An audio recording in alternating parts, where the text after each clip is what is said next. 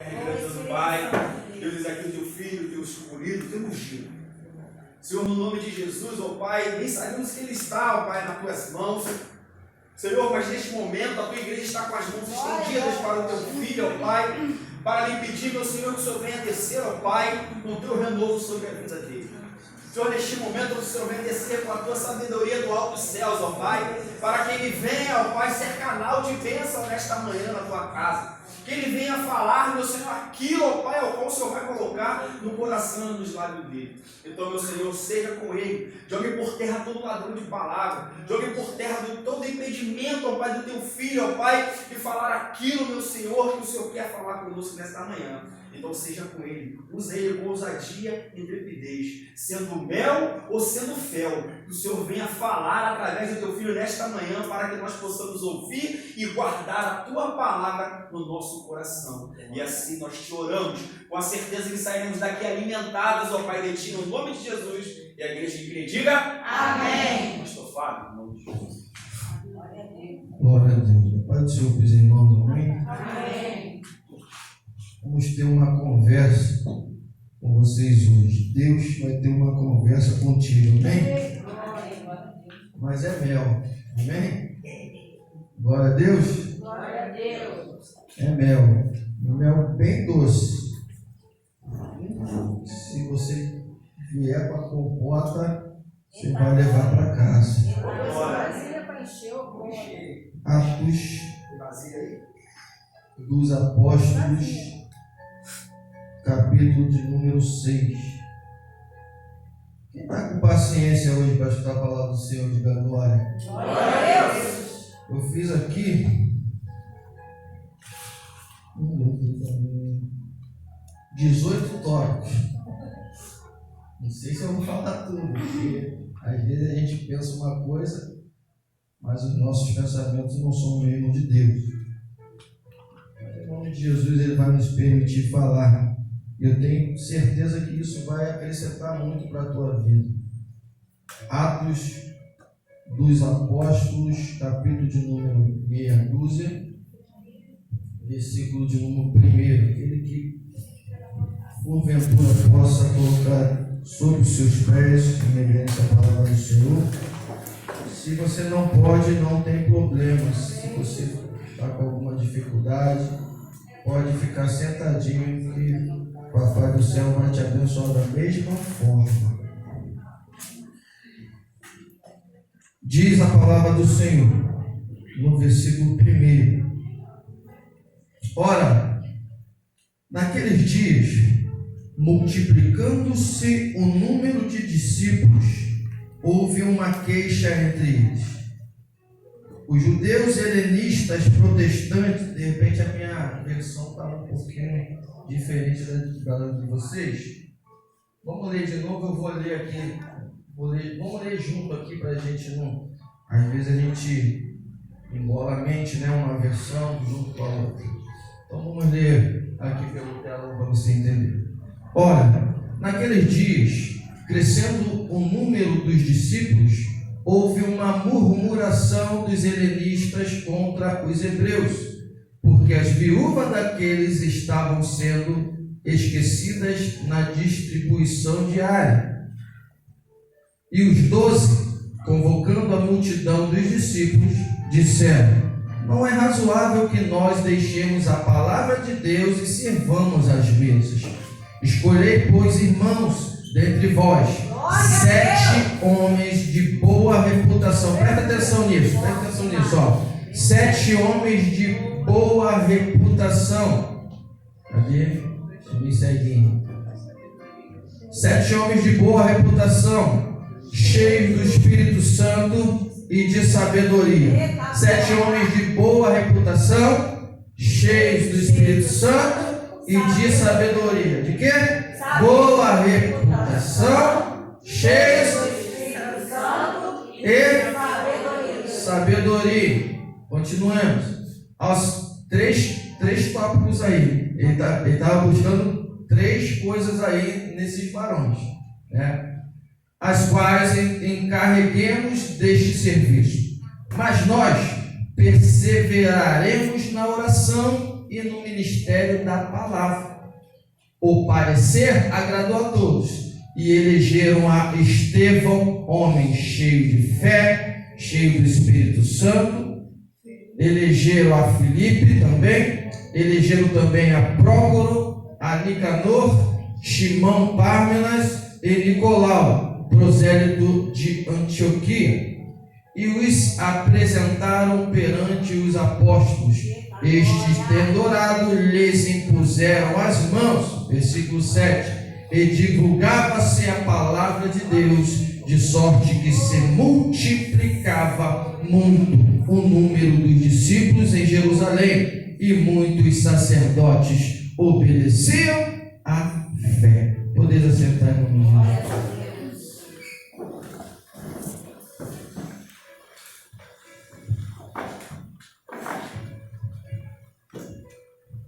Irmãos, eu queria algo a mais nessa manhã da parte do Senhor, por isso que eu fui ler esse livro dos Atos dos Apóstolos e ver como eles faziam antigamente para que houvesse conversão, para que houvesse palavra de Deus, para que houvesse milagres, para que houvesse curas. E o livro do Atos dos Apóstolos, ou dos afazeres dos apóstolos, daquilo que eles faziam lá atrás, ele nos traz um pouquinho desse negócio. Ele nos faz aprender um pouquinho mais de como perseverar na fé para que pudéssemos alcançar vidas, e muitas vidas. Temos visto nos dias de hoje que falamos, e o objetivo às vezes não é alcançado. Então nós vamos tentar aprender como conseguimos chegar até o objetivo maior, que qual é? Alcançar vidas para o reino de Deus. Como aqueles homens faziam para que essas vidas fossem alcançadas e o galardão deles fosse recebido. O livro de Atos dos Apóstolos, por muito tempo, teve uma contradição mediante a quem o tinha escrito. Uns pensavam que era Lucas, outros pensavam que era Paulo. Já vi várias pregações, pessoas dizendo sobre autores, mas provavelmente tenha sido escrito por Lucas, porque no começo do livro ele vai dizer que ele já tinha escrito algo sobre Jesus, sobre os afazeres de Jesus, os milagres de Jesus em outro livro.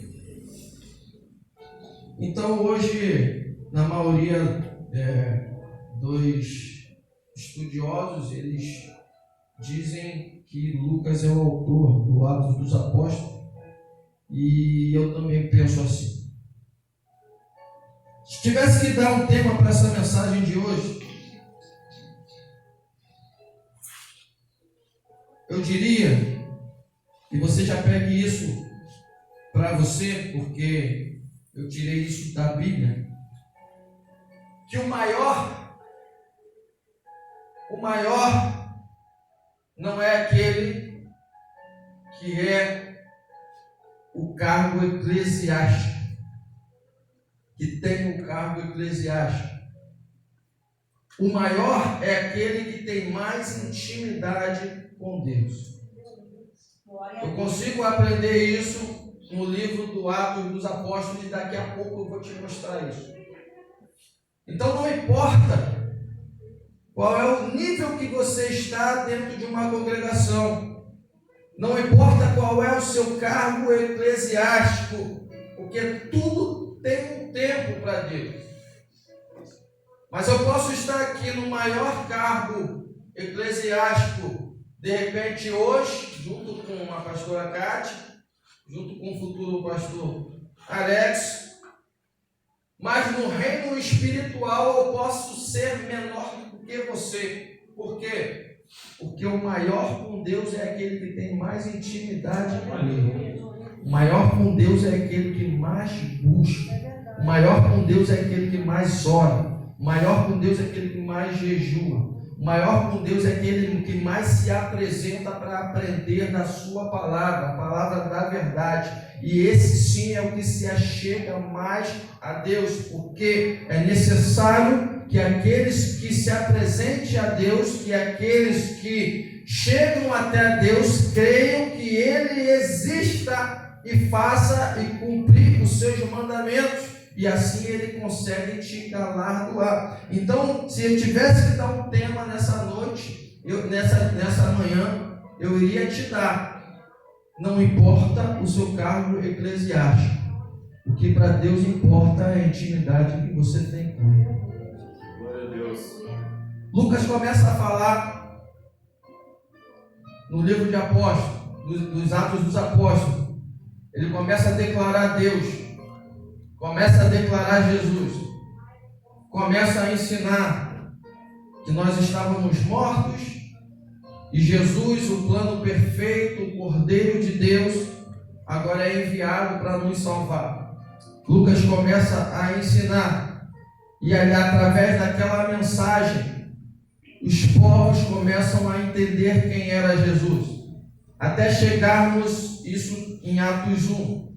Em Atos 2, nós vamos chegar no ápice de uma das promessas de Jesus, a qual ele fala: serás batizado pelos homens, mas pouco tempo após isso, virá sobre vós o Espírito Santo de Deus. Glória a Deus. E cumprindo-se o dia de Pentecoste, estavam todos reunidos e a promessa dos profetas lá atrás, ela se cumpre. Estavam naquela casa e todos ali foram cheios do Espírito Santo. Todos estavam juntos em oração, em um só propósito, em uma só visão. Desce sobre ele o Espírito Santo e todos começam a falar em outras línguas. Todos começam a se encher da presença de Deus. Todos começam a ser cheios da Shekinah de Deus. A maravilha de Deus inunda aquele lugar. Como eu creio que hoje, através da sua palavra, possa inundar esse lugar daqui também, e você saia daqui de uma forma diferente que entrou, se assim você crê. Eu falei que Deus queria conversar contigo, te chamar para um tete a tete hoje, nessa manhã, assim como me chamou ontem à noite, a qual eu lia essa palavra. Vai passando o livro dos Apóstolos. Chegamos agora no capítulo 2 em diante, chegamos no capítulo 3. A palavra vai dizer que ainda no capítulo 2, que as pessoas que estavam fora daquele arraial, fora daquele templo, não estavam entendendo o que estava acontecendo lá dentro. Ou seja, quando você está fora do arraial, você não vai conseguir entender o que está acontecendo dentro do arraial. Porque o que está dentro do arraial é muito mais alto do que aquele que está fora do arraial. Quando você está no arraial de Deus, o Senhor consegue te explicar como você deve chegar. Aquele que está fora, a porta está fechada e só vai ficar escutando. A mensagem vai chegar para ele de uma forma distorcida. E era isso que estava acontecendo. Todos que estavam dentro do arraial estavam entendendo e sendo cheios do Espírito Santo. Deus estava falando de uma forma tremenda no meio daquelas pessoas, mas os que estavam fora não estavam entendendo nada. A mensagem chegava distorcida lá, e eles tentavam ver, mas não conseguiam. A partir de agora, quando eles tentam ver e não conseguem, eles começam a inventar coisas que não existem. Começam a falar: olha, aquelas pessoas que estão lá dentro, está todo mundo embriagado. Aquelas pessoas que estão lá dentro, está todo mundo bêbado, está acontecendo alguma coisa lá, o vinho está rolando solto lá. Realmente estava rolando um vinho solto solto lá, mas um vinho que descia do alto, um vinho que descia diretamente de Deus. Esse vinho embriagava aqueles que estavam lá dentro, sim, mas embriagavam de azeite, de unção, embriagavam de propósito. E o vinho que desce do alto, o vinho que desce no meio da nave da igreja, é diferente do vinho que você toma lá fora. Esse vinho é um vinho espiritual, é um vinho diferente e que você deve tomar dele. Quem estava lá fora não estava entendendo o que estava acontecendo. E quando as pessoas não entendem o que está acontecendo, é mais fácil elas inventarem alguma coisa do que elas entrarem dentro do arraial e tentarem entender. E é isso que acontece. Quando o irmão está cheio do Espírito Santo, aquele que está lá fora vai falar, alguma coisa diferente ali nele. Ou até mesmo aquele que está dentro. Porque para você estar fora do arraial, não necessariamente você tem que estar fora da igreja. Você entendeu isso? Tem gente que está fora do arraial, está dentro da igreja, mas está fora do arraial. Por quê? A unção que foi derramada no meio da igreja, ele não conseguiu pegar. O propósito que foi derramado no meio da igreja não conseguiu evoluir na vida dele, porque não adianta você vir para a igreja. Adianta sim, você estar com a sua vasilha aberta para que essa unção venha descer sobre você. Glória a Deus! Aleluia! No momento em que essas pessoas começam a falar erroneamente daquele povo que está lá dentro, se levanta um homem de Deus chamado Pedro. Agora ele vai lá fora e começa a conversar com eles. Essas pessoas que estão aqui dentro, elas não estão embriagadas não. É algo sobrenatural que está acontecendo aqui. Só que vocês não entendem porque vocês não são do arraial. Vocês não entendem porque vocês não estão juntos. E Pedro começa a pregar. Pedro começa a elevar a palavra de Deus para aqueles que estavam lá fora. Pedro começa agora a defender o evangelho, defender aquilo que Deus estava propondo naquele momento ali. Interessante que nos dias de hoje, às vezes eu vejo, presbítero Alex, você defende o seu time de futebol, você defende a sua mãe, você defende o seu pai, está certo. Você defende tudo. Mas quando falam de Cristo, quando falam ao contrário do Evangelho, a gente não consegue. Nós falamos que somos seguidores, que somos servos, mas lá fora nós somos outras coisas. Nós não conseguimos defender o Evangelho. Pedro não. Pedro precisava ir lá fora falar com alguém? Não.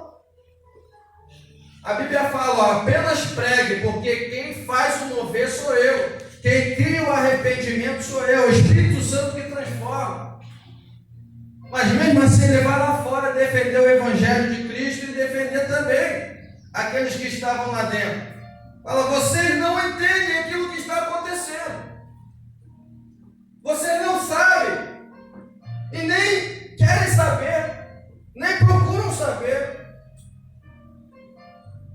Mesmo assim o Evangelho crescia.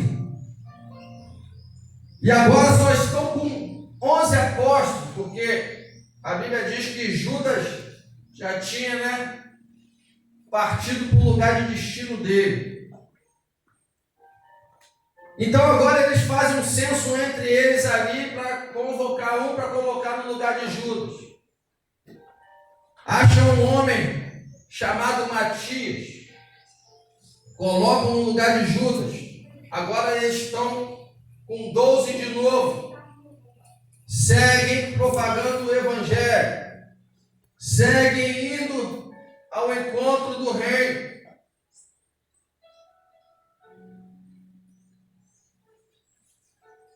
Pedro começa a ministrar a palavra sobre aqueles homens.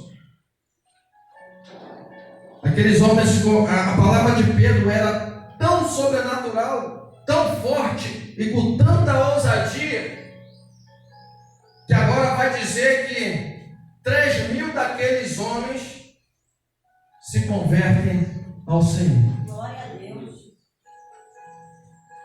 Agora Pedro está fortalecido com mais 3.000 homens. Aleluia. E começa a evoluir, começa a expandir o Evangelho.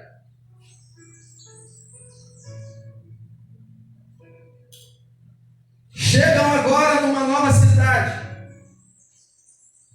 E a Bíblia vai dizer no capítulo 4, eu estou resumindo o Atos dos Apóstolos para vocês, até onde eu quero chegar na mensagem. Chega ali naquela cidade. Diz a Bíblia que num lugar chamado Porta Formosa jazia um homem aleijado e mendigava na porta. Se aproxima dele Pedro e João. E ele estende a mão, pensando que Pedro e João iriam lhe dar algo físico, algo para sustento. Mas a intenção deles foram sempre propagar o Evangelho, algo muito maior do que financeiro, algo muito maior do que físico. Pedro e João agora chegam naquele homem e falam: olha, isso que você quer e pede eu não posso te dar, eu não tenho para te dar. Mas se você quiser, eu tenho algo muito mais importante para te dar. Aquilo que eu tenho, eu te dou. Chegam para aquele homem e falam: olha, coloque-se acima dos seus pés, em cima dos seus pés e ande. Aquele homem se levanta e se endireita na mesma hora. Os homens que estavam perto deles agora ficam perplexos. Mas não era aquele aleijado que ficava ali junto à Porta Formosa há tanto tempo e agora ele está andando. Sabe o que acontece? Mais 5.000 homens se convertem ao Senhor. Glória a Deus. Em 2 atos. Eita glória. Em 2 atos daqueles apóstolos, eles conseguem resgatar 8.000 homens para o Senhor. Glória a Deus. E eu fico pensando, Deus, às vezes a gente fica 2 anos na igreja e conta quantas pessoas você já conseguiu, através do Espírito Santo, claro, trazer para o Senhor em 2 anos. Chega a dar vergonha. Tem alguma coisa errada? Ou o Deus deles não é mais o mesmo Deus de hoje?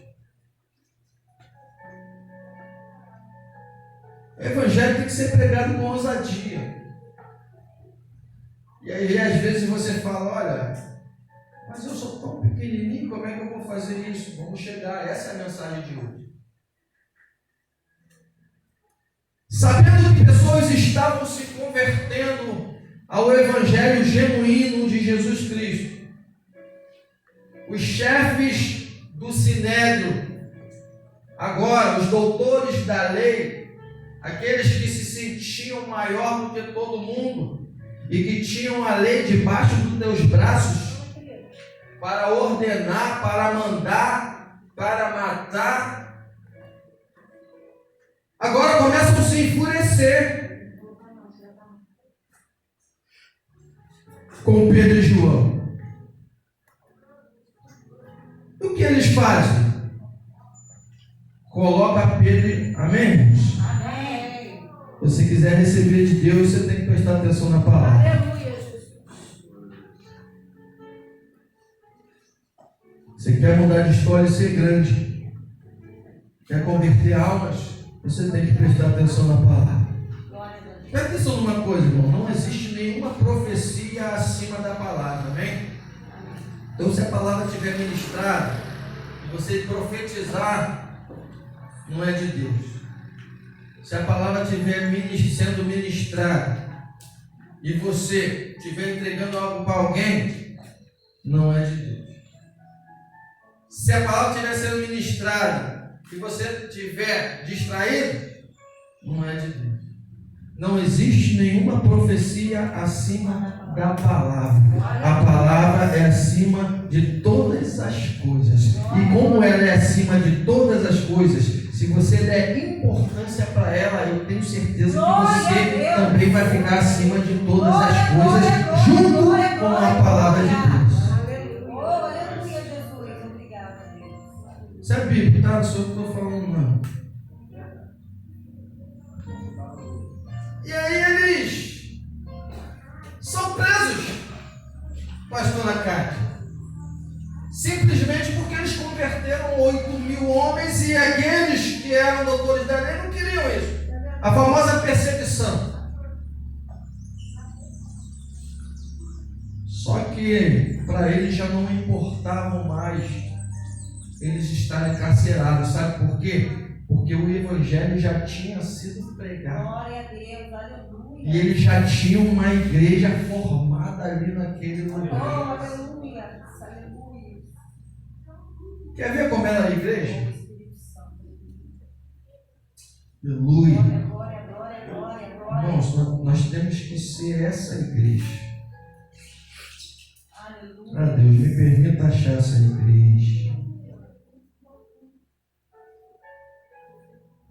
Atos dos Apóstolos, capítulo de número 4, versículo de número 32.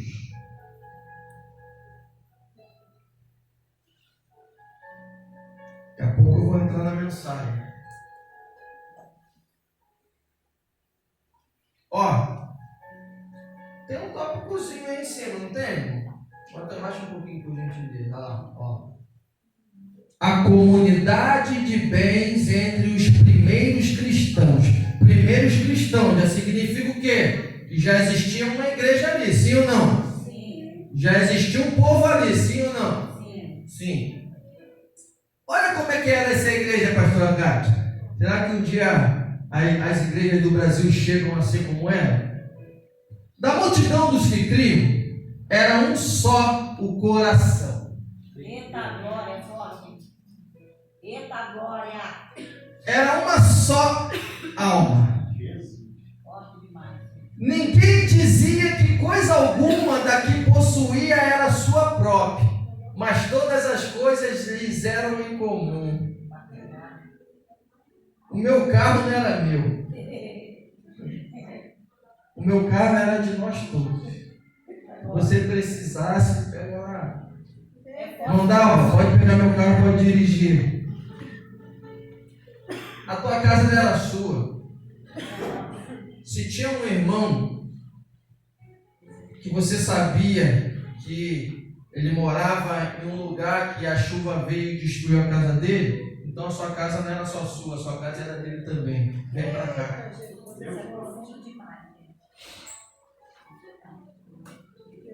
33. Com grande poder, os apóstolos davam testemunho da ressurreição do Senhor Jesus, e em todos eles havia uma abundante graça. Em todos eles havia o quê? A graça de Deus abundante sobre aquelas pessoas. Vale a pena ou não? Imagine a graça abundante sobre você.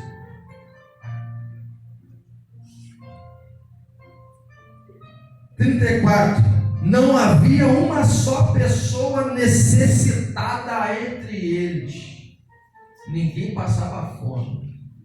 Ninguém ficava sem casa. Ninguém ficava sem carro.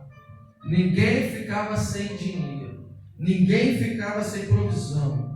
Não existia ninguém necessitado.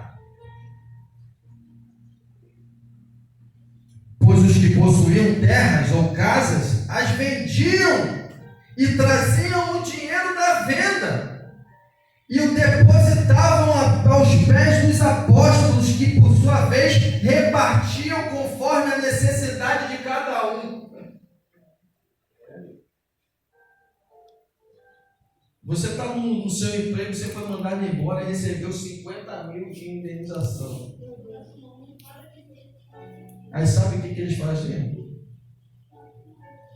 Poxa, está meu fundo de garantia, minha indenização, está aqui meu auxílio-desemprego. Toma. Quem precisa? Pega, apóstolo. Não, toma, cara. Se tiver alguém necessitado, o senhor pode pegar esse dinheiro e pode repartir. Se estiver faltando pão para alguém, você pega esse dinheiro e compra pão. Se estiver faltando leite, quem quer uma igreja assim, diga glória. Glória a Deus. Será que teremos algum dia? Só lá, meu. Enquanto isso, a gente vai pregando, né? De repente, vai tentando. E a igreja era assim, né?